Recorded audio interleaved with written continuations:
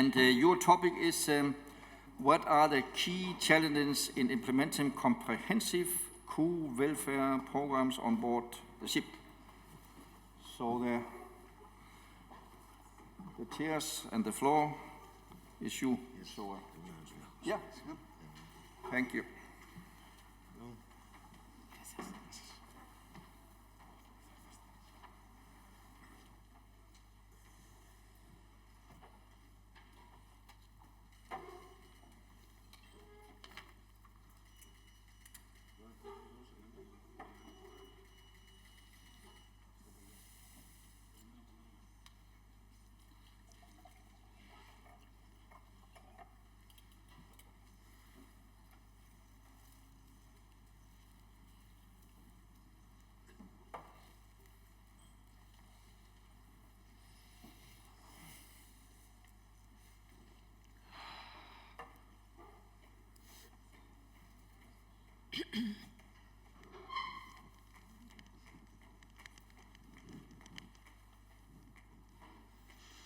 Apologies, I wasn't aware I had to be connected.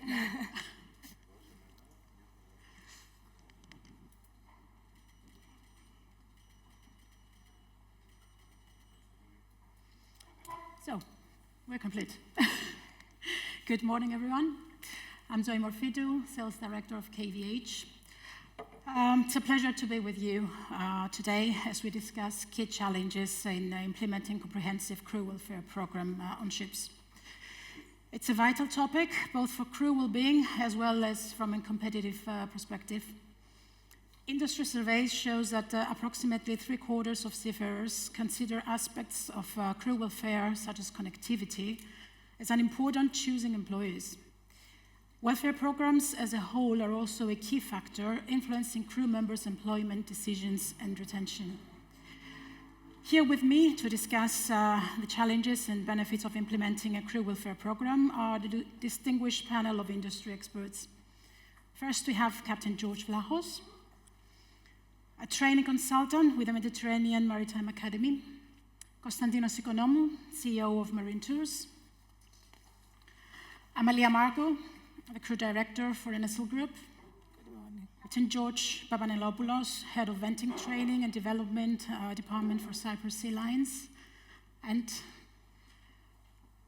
Katerina Palla, Head of RINA Global Marine Training Center. Thank you all for joining me, and let's dive into the discussion. So, first question, Captain Papanelopoulos. From your perspective, why has crew welfare become a more prominent issue discussed by ships owners, crew, and other maritime organizations in recent years? Has crew well-being always been an issue, or has something changed? Okay, thank you. Can you hear me? Perfect, perfect. All right, so crew welfare, it was always a concern for the shipping, okay? Usually, it was treated as a peripheral issue. Okay, it was something that we usually handled quietly and on a vessel-by-vessel basis, person-by-person basis, and it was not something strategic. Okay, it was a low-level topic. Now, what has changed the recent years and this crew welfare become such an issue?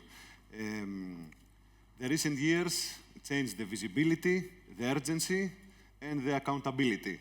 Okay, the pandemic that we passed exposed how the seafarer is so vulnerable.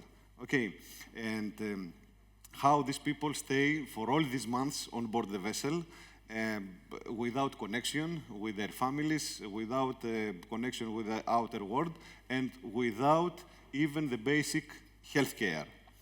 So, now we passed the COVID. So there is a deeper shift. Okay, the today's seafarer, especially the young ones, does not come to the vessels just for the paycheck. They're expecting something more. Okay, they want dignity, they want connectivity, they want internet access, they want support system. Okay, the past generation also wanted that. Unfortunately, they could not have it. So, today we are on talent crunch. Okay, the crew retention, especially the people who are involved with the crew, know what I'm talking about. It is a top concern now. Okay, so the welfare is not anymore just an ethical issue, it is a strategic imperative. Okay, so we must not forget the technology and the media. Okay, the poor treatment, the unfair contracts, the mental health issues, all of that goes out and goes viral these days. So it is a push-up for the companies to take the crew welfare from sideline and bring it to the main street.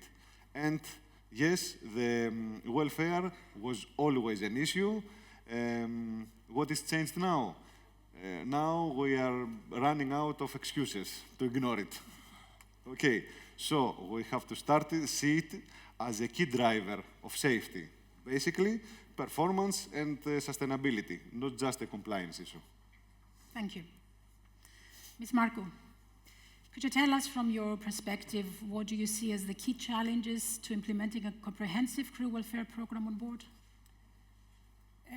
Yes, to implement a comprehensive crew welfare on board, we need to pass it through the board agenda and do it strategically and be part of the company's strategic plan.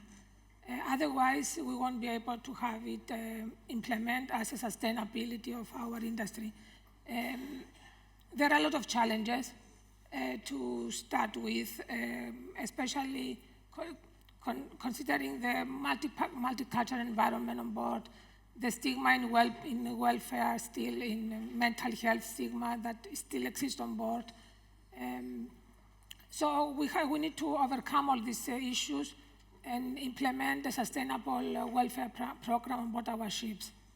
We do have all the years welfare programs done through crew departments with assistance of management, but now is the time that human element come in front and that we do it more strategically and more comprehensive.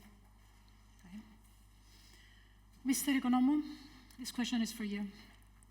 Could you tell us why crew welfare starts with a seamless travel experience? Good morning, everybody.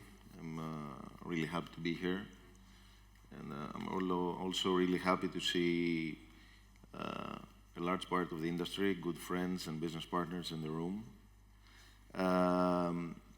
Everybody since this morning has been addressing the issue of crew retention, welfare, how are we going to attract more people into our industry, which is the biggest challenge the last 5 years. Part of that, we believe in Marine Tours, can happen through a seamless travel model, a seamless travel approach. So for us, crew travel is not necessarily a cost. It should be approached as an investment. An efficient and safe journey for the crew increases their morale, it minimizes stress, fatigue, low layovers, good itineraries, creates a good crew, strong crew mentality, and our people arrive at the vessel ready for business, or they go back home feeling appreciated by their company. Health, engagement, appreciation, in general, it cultivates a culture of good performance and care at sea. In Marine Tours, we try to advise shipping companies to approach travel as a competitive advantage, to maintain their crews. Generally, we've seen in other business sectors, like in corporate travel, that the number 2 element that an executive values besides their salary is the travel program of the company, if their role engages them into heavy travel. Thank you. Captain Vlachos, Could you tell us what you see as the top issues contributing to seafarers' stress and how should we address them? Good morning, everybody. Because of this day, please allow me to send my best regards to all my colleagues, because I am a captain, I am a seaman. So I want to send my regards to everybody on board, as well as those ashore. Actually, the seaman's profession is not an easy one. Everybody knows that. So the best thing we could provide to those people is to try to do their life on board a little easier. Actually, the extended contracts is a negative one, a negative issue. And a good solution is to provide them fair and transparent contracts, always according to IMO and MLC requirements, and try to do their life on board better. Also, the lack of connectivity with their beloved ones. When you are far away and you have no connection with your relatives, with your daughter, with your son, with your wife or whatever, it's very hard, very, very hard. So the best way to do is to give them better ways to be in contact with their beloved ones.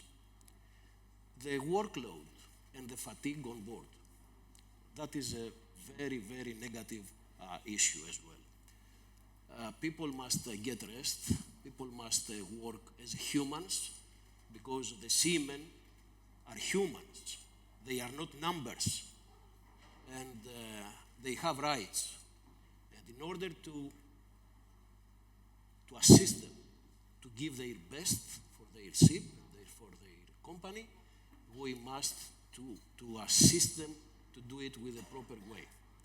Also, limited access to mental health support. Many companies, many modern companies, they have a telematic approach with their people, so this is something very, very positive.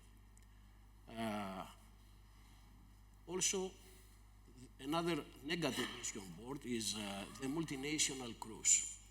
The people must adapt each other, and this is something difficult, and from the shore side, we must try our best to assist them to do their job with a proper way and with the most professional way. Thank you. Ms. Palla, we often think of crew well-being as focused on entertainment and connections with home.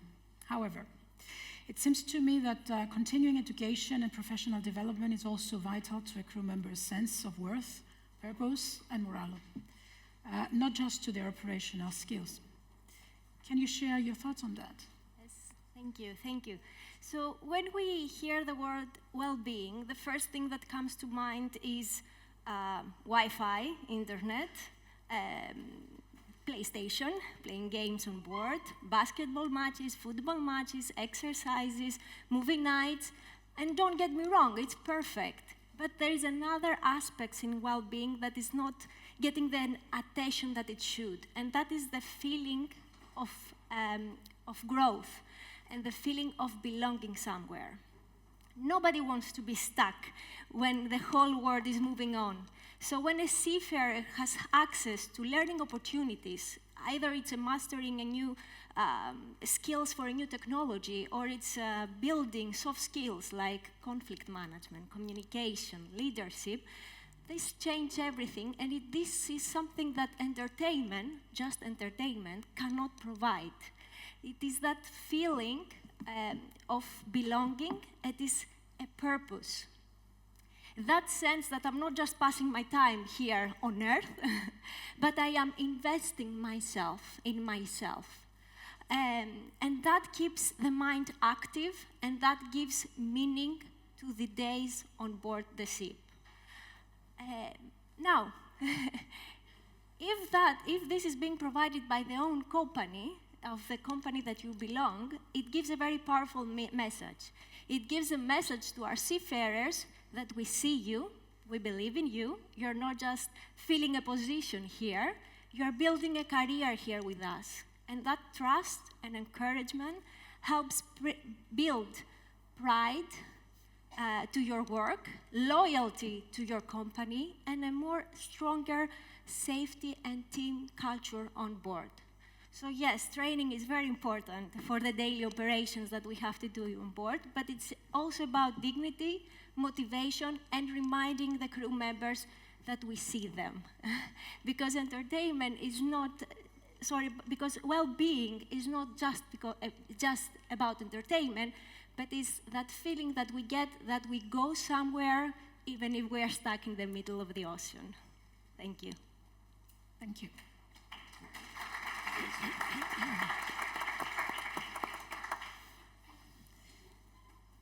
Captain Papanelopoulos, how can crew welfare be elevated to be seen as a vital strategic and operational priority among decision makers in maritime organizations? Is it a regulatory issue, a competitive driver? Well, welfare. Yes. What I believe is that the companies have to stop treating the crew welfare as a cost center. Very important. And they have to start seeing it as a performance indicator or a performance enabler, okay? Because that's it, okay? What we have to consider, a healthy, rested, and respected crew can operate the vessel more efficient. The crew can adapt a lot faster to many situations that they will face during their course of action. Eventually, when we stop treating welfare as a cost center, the crew will remain more with this company because they're feeling valuable, they're feeling honored, they're feeling that the company actually seeing them and treating them as people, not just numbers. Okay, now we have to measure what's really matter. We have to put the welfare as a strategic priority. We have to tie it up to the KPIs. Okay, the same way like the marine department or the technical department have their KPIs about damages, downtimes, everything. The same has to be tied up for the welfare. Now, the regulation, okay, it is the regulation part of the equation. Of course it is, but regulation alone cannot lead, okay? It is the best practice leaders that actually lead, and the market will follow. We have seen that. Okay, so we have noticed that the charterers, the cargo owners, they are asking about crew welfare questions, which we did not have in the past. Okay, at the end, it is most effective to putting the seafarers, their voices into the decision-making rooms. Okay, how we can do that? Actually, the companies, they can create surveys, they can make feedback loops, and they can make their on-board leadership trainings about that. Okay, when we start to understand that the welfare, it is not just an extra service, then we will succeed. It has to do about respect, resilience, and finally, risk mitigation. And this is strategic by any definition. Thank you. Recently, in the latest quarter of 2025, Seafarers' Happiness Index, crew happiness with connectivity on board improved compared to the end of 2024. Ms. Marcou, why do you think this is? And do you think this will likely be a continuing trend?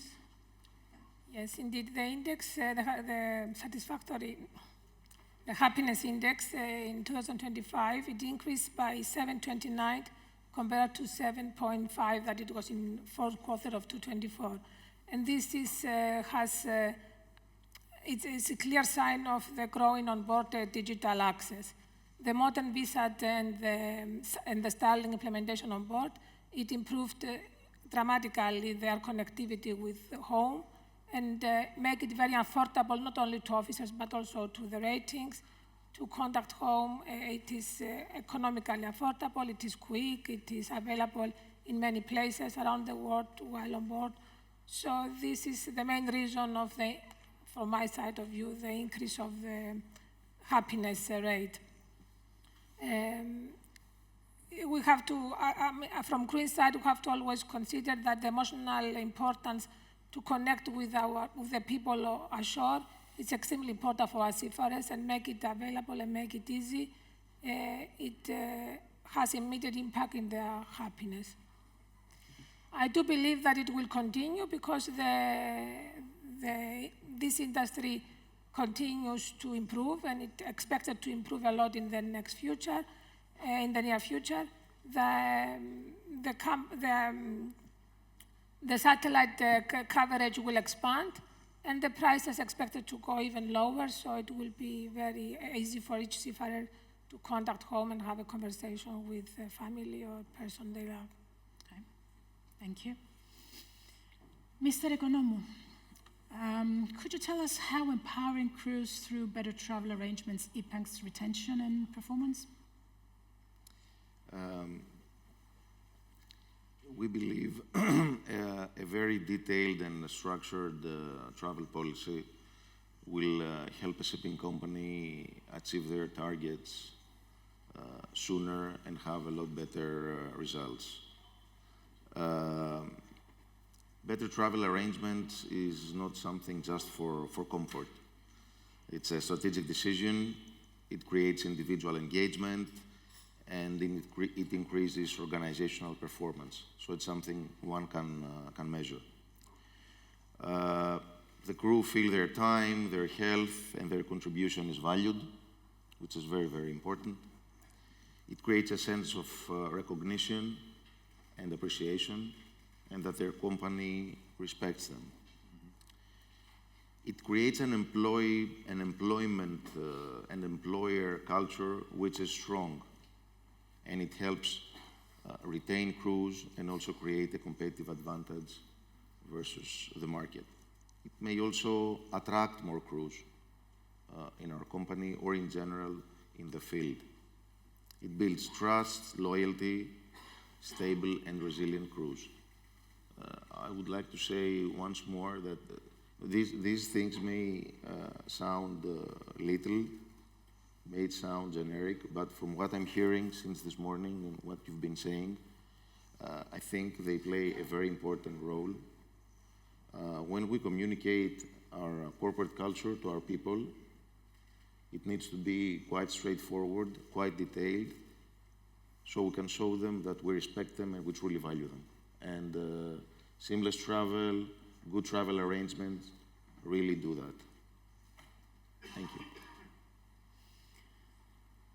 Ms. Palla, gaming is a great way for crew members to stay entertained, but we are increasingly seeing gamification as a way to encourage training and retention of information while also being entertaining as well.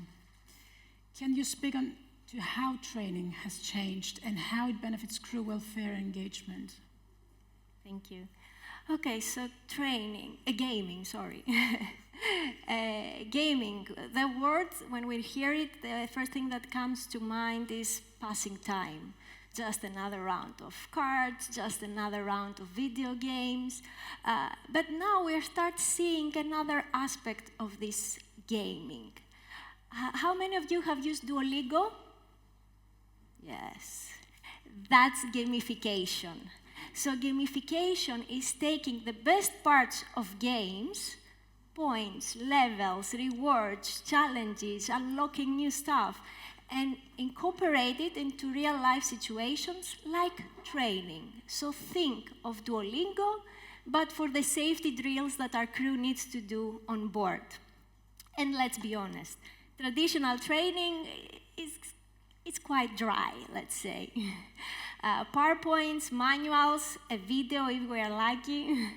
But adding into this progress into the training, adding points that needs to be calculated, adding clear reward system, it changes everything.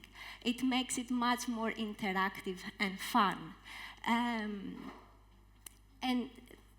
And that is regarding the gamification. Gamification taps into the drive, the natural drive a human person has to win, to compete with someone, to get their scores and unlock new challenges. And this creates a great thing about training. Sorry, apologies, I lost my train of thought if you, if you recognize it.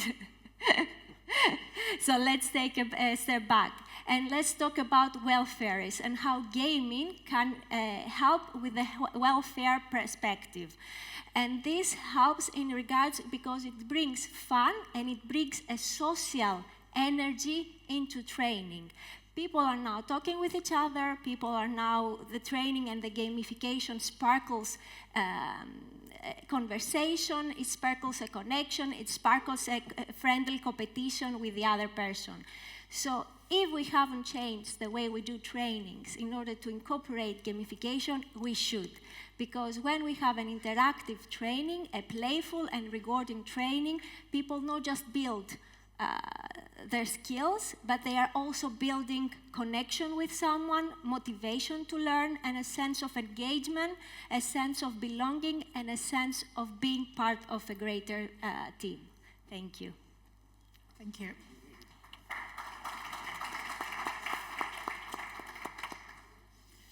So, Captain Vlachos, what practices do you think can be put in place on board to help with crew isolation and loneliness?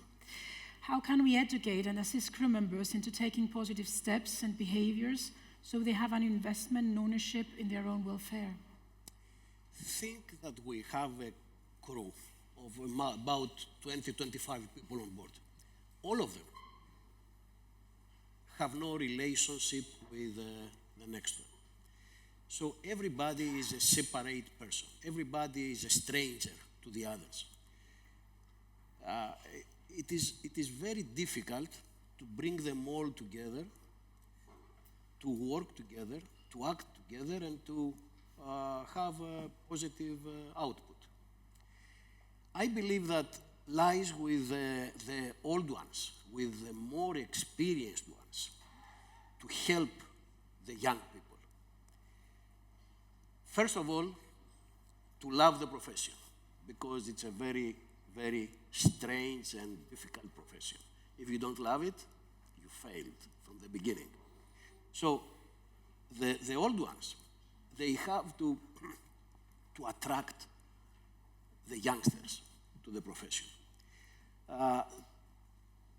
When you begin the first days of your employment, everything is okay, everything is strange, and you have to know each other and to do the job properly. After a long time on board, of course, it is necessary to have actions together. I mean, structured social activities, bring the people to do things together, to enjoy themselves, actually to be more socialized, not to be in their cabins, each one with their laptop and doing nothing else than internet connection with their home and stay alone, do their watch and then stay alone. This is very hard. You cannot live like that. So it is necessary to have workshops. It is necessary to have mentoring on board. And I am highlighting that the old ones have the burden to try with the youngsters and to make them to feel comfortable and to do the things properly. Of course, lies with the company to do the proper training before we join the vessel and to give the people a lot of things, a lot of pre-training to tell them, to show them what they are going to face when they are on board and how to do the things to be more professionally and more friendly with the others. Thank you. So, this one is for everyone. Could you tell us what you believe will be the most important improvements for crew welfare in the near future? Who wants to start? Amalia? Yes, in the future we expect key improvements in the welfare of in the shipping companies. Some of these improvements will be driven by the technological advancement, by the changing of the regulations and the crew expectations.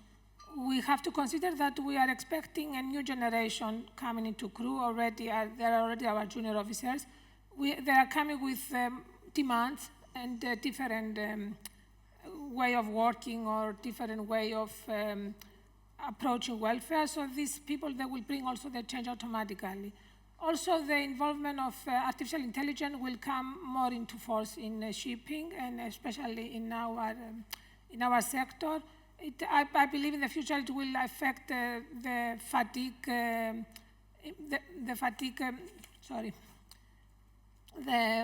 tracking or the optimization of work and resting hours. It will involve artificial intelligence involvement.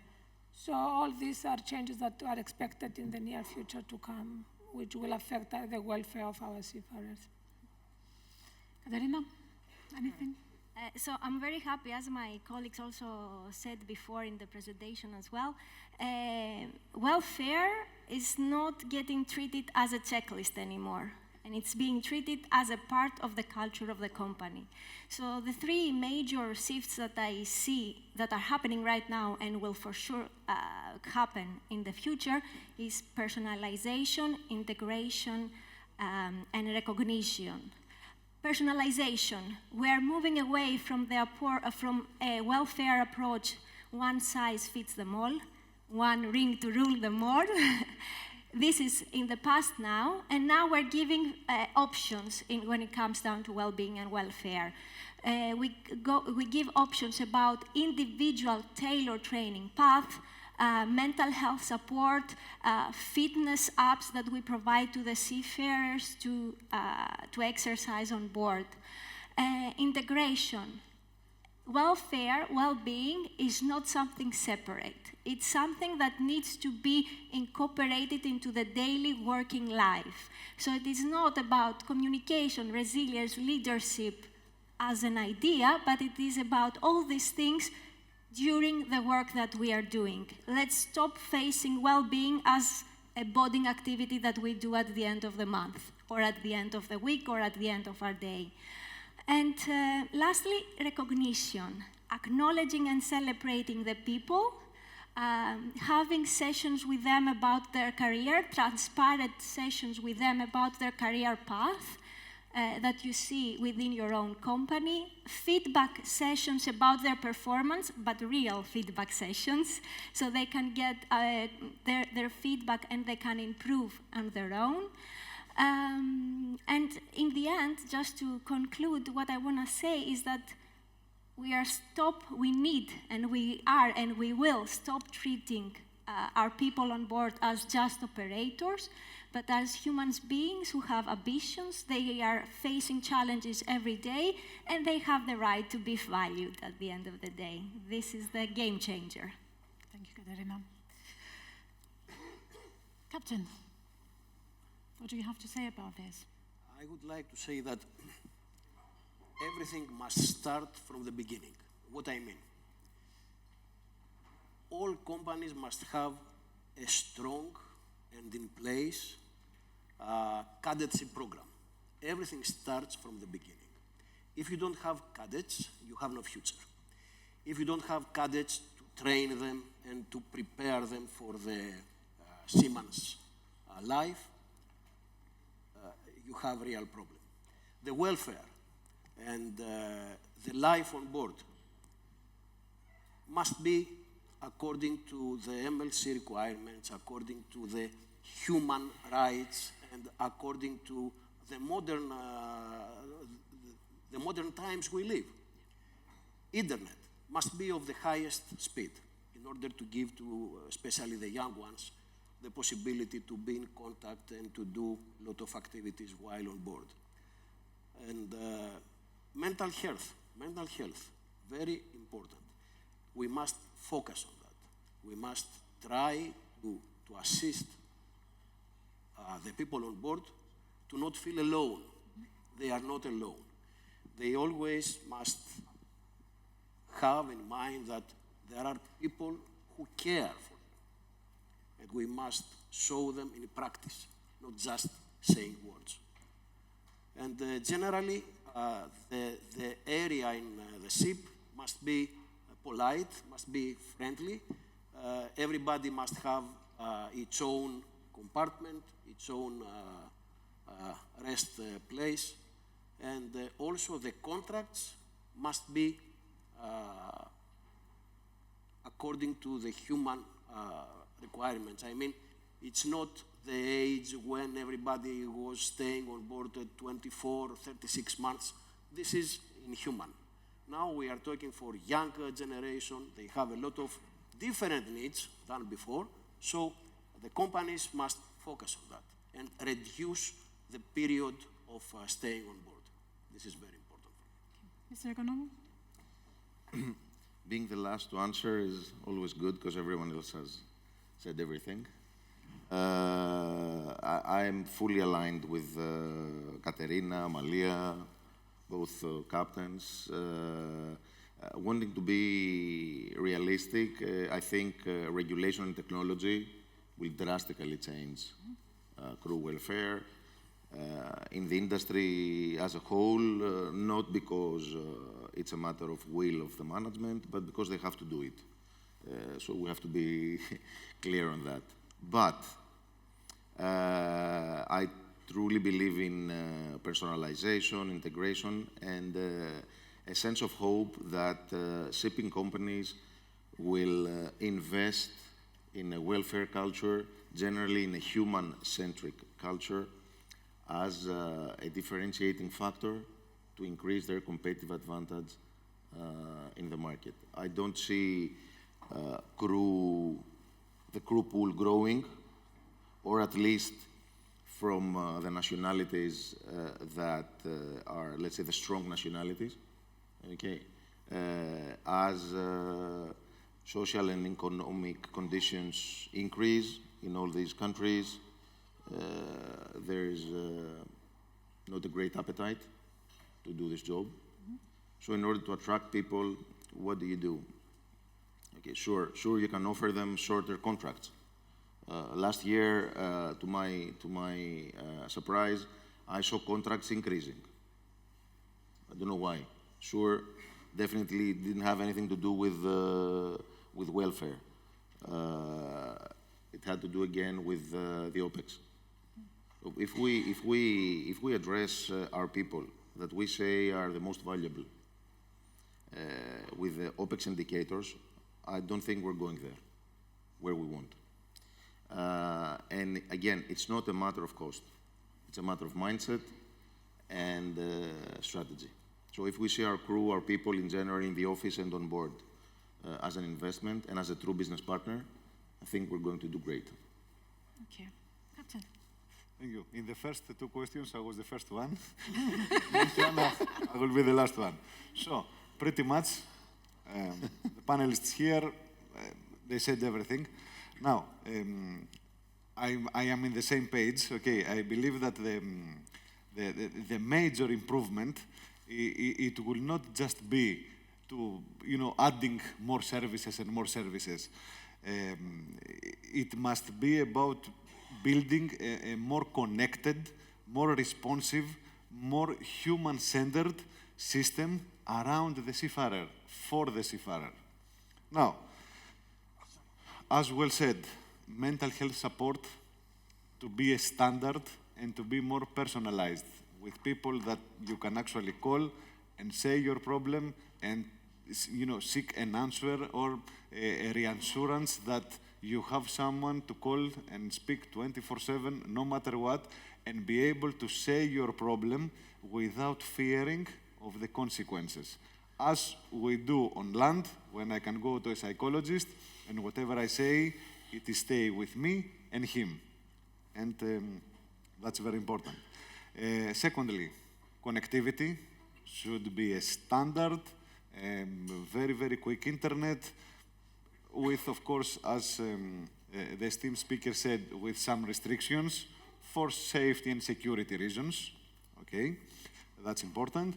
Third, transparency in welfare metrics. Okay, what I mean, the crew department will be expected to report on the rest hours, on the repatriation delays, pretty much a lot of things, turnover rates, like the rest of the company departments, marine, technical, safety, all of that. And finally, we have to include the seafarers into the decision making. How we do that? Crew surveys, real crew surveys, feedbacks, all of that. Digital polls, there is a lot of things now that we can do. Okay, because welfare, it is not a static concept, it is evolving, and as it's evolving, our system has to adapt on this one. The system has to evolve.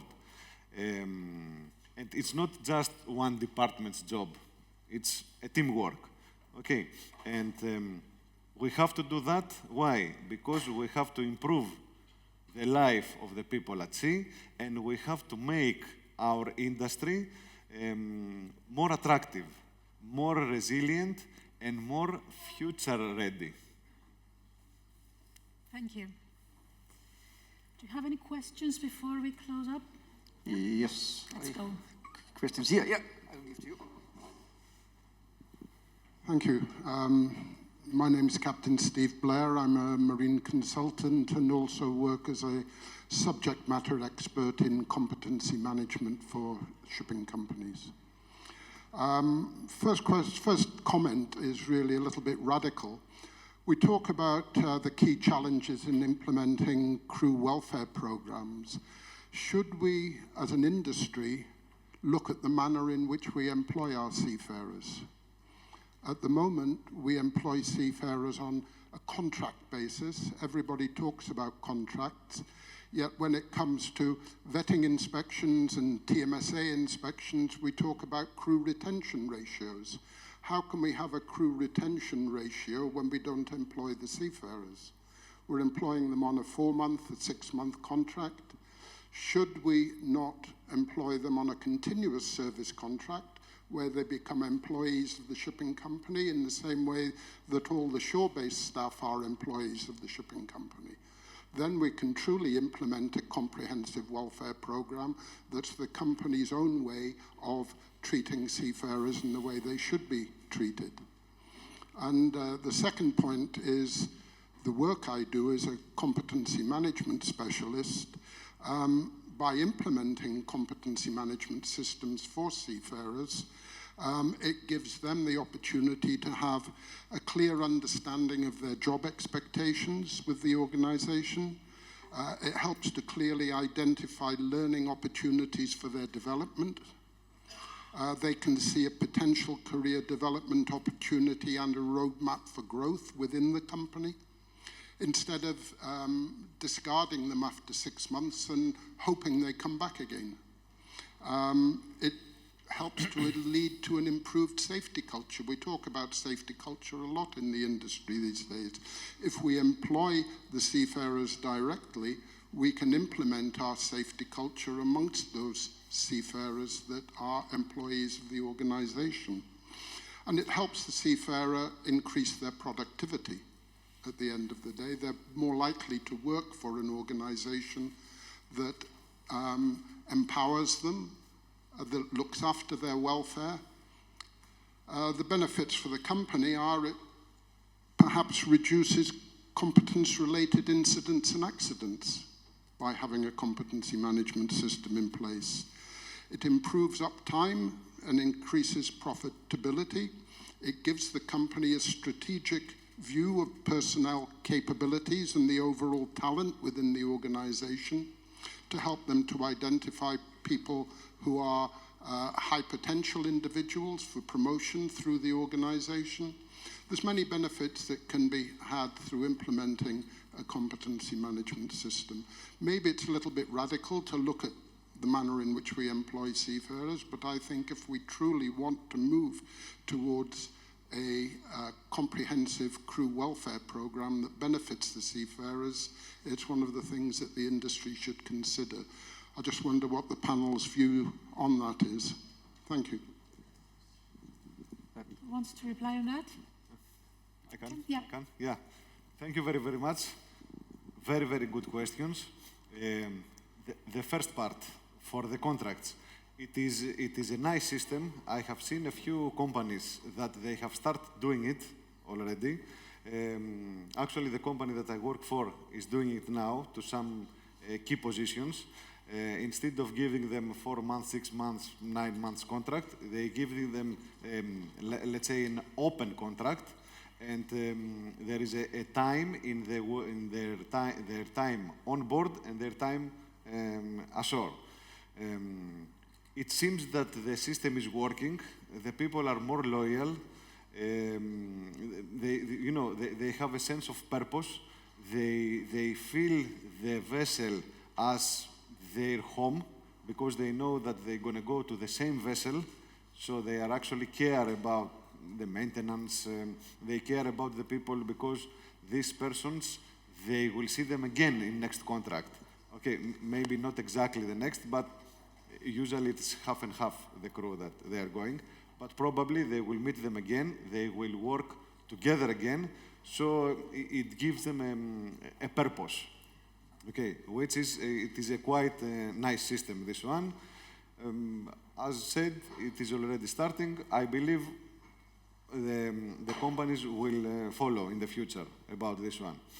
And the second part, sorry, it was quite big, the question, and I lost the second part. What it was the second part about? Competency. Okay, what we used to do, it was when we employed a seafarer. I remember during my early times, I went to the company, they just put me in a room, they give me 6, 7, 8, 9 books like that, and they say, okay, familiarize yourself. And I was like, okay. So after a couple of hours, I was like, yes, okay, I'm familiarized. Very good. Go to the vessel. Okay, these things now have changed. Have changed internal and external. Internally, we have training departments, we have people that are working for that they implement and they perform briefings, debriefings, all of that, and we are using the outsourced companies like classification societies that they are assisting us on this one. So the people are more educated, more briefed about what they're gonna meet when they go on board, and in matters of metrics, we see that this thing is actually working. So we have to not just to do it, and we have also to enrich it in the future. Thank you, Captain. Yes, please. There is a gentleman there.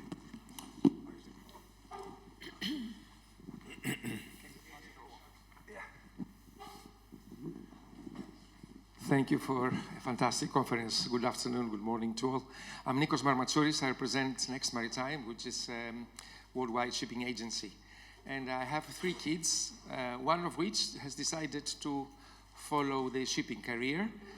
3 of them have followed the shipping faculty of University of Piraeus. So my son, after he finished his second degree at the Maritime Academy, he had to complete 3 trips of 4 months on an LNG vessel at the bridge as a cadet. He's now waiting for his exams in September. And when I asked him, Dimitri, how do you compare the studies that you've done to the reality on board. He told me, Daddy, at school they didn't tell us how complicated it is to do the paperwork. He has been spending 50% of his time completing papers, writing documents, and I wonder, all these, the guys that have included all these new regulations and documentation, don't they realize that there is specific time that the people have to complete during their shift to look at the sea, look at the instruments? Not only about the fatigue, but how about naftosini? We will be completing all these papers. We will probably be missing from the real thing. The captains are on board to navigate the vessel, not to complete documents. So how do you address this issue? Thank you. Anyone? Captain? Maybe one of the captains.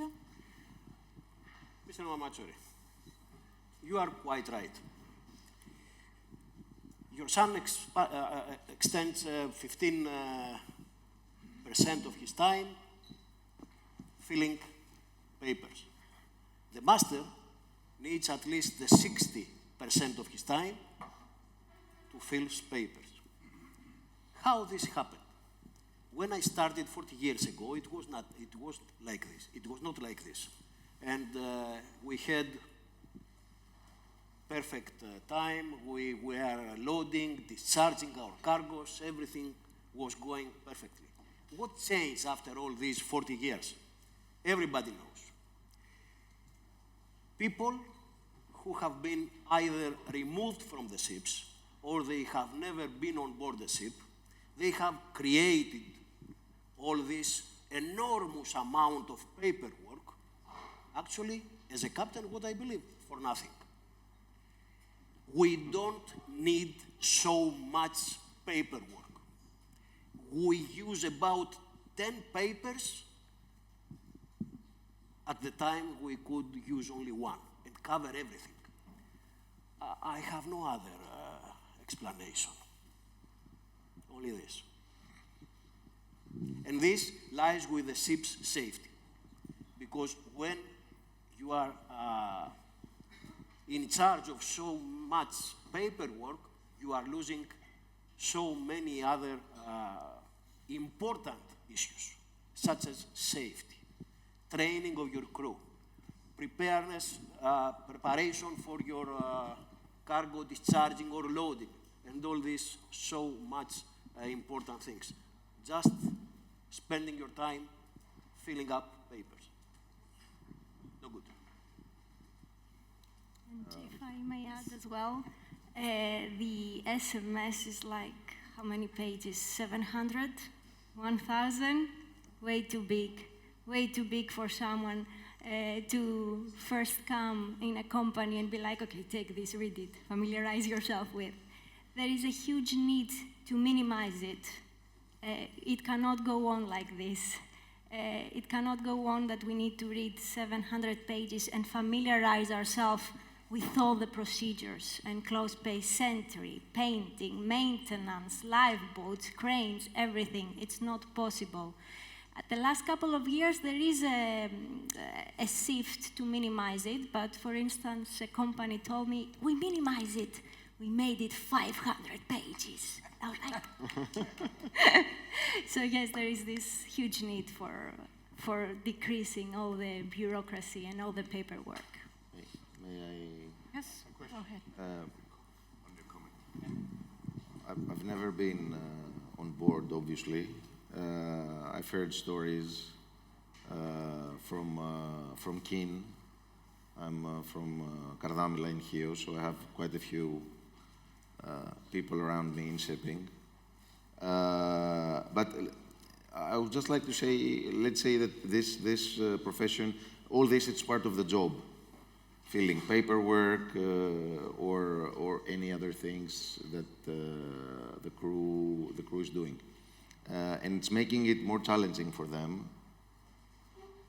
But what is the industry willing to do to make things, let's say, more comfortable or for creating a better working environment for the crew? It all comes down to welfare.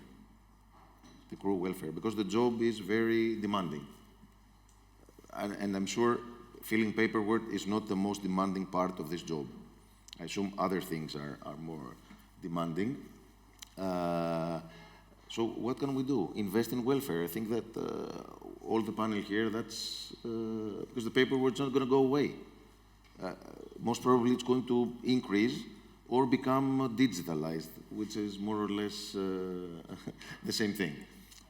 So I would say that the shipping companies should definitely invest in more crew welfare and more crew engagement to make their crew feel better for what they do every day and stay on the job. I hope Dimitri stays in the industry and we will have a chance to travel him also in the future. Can I add something? It's very quick because we're very running out of quickly. time. And You know, all the legislators, IMO and other organizations, they make the rules, which is okay to have rules. So we have a lot of paperwork. What they left out, they forget it or they left it out intentionally, it is that they forget to increase the minimum safe manning of the vessels. So we can have all this paperwork, but we must have also some people that they will do this paperwork. Okay, so you cannot expect a vessel to operate with a minimum safe manning and at the same time to perform all of these works and paperworks and jobs and maintenance and everything. So here is the gap. They leave it to the shipping companies to do that. But the shipping companies, of course, they want to make a profit. So that's the point. thank you. Because we're running out of time, we have the last question here. Just a comment from my side. I'm Theophanos from BSM. So I agree that nowadays we have a lot of paperwork on board the ships, but we have to consider as well the safety of our ships. I mean, how many incidents we have 40 years ago, how many incidents we have nowadays. So I think that we are going towards the, let's say, better results, and the industry is doing better. On the other side, you mentioned about 700 pages. I have to say that in BSM we have worked together with an aviation company, and then we come back with a very small SMS where the crew members, let's say when they arrive in a port and they have to drop anchor, they have a small checklist where they just tick the boxes and finish. So I think the way forward is minimize everything. Thank you. Thank you, Stefanis. We tried to bring someone from aviation, but we didn't manage this time. Hopefully next year. Closing remarks from you. Yep. So what we have heard today from all the panelists, that crew welfare is so important. We see that technology changed everything, changed the way that we treating, let's say, the crew members. So hopefully, in the near future as well, things will get much, much easier for them, because we all know that the life of the crew member is not easy on board. Thank you all for being here. Thank you very much. Yeah. Thank you.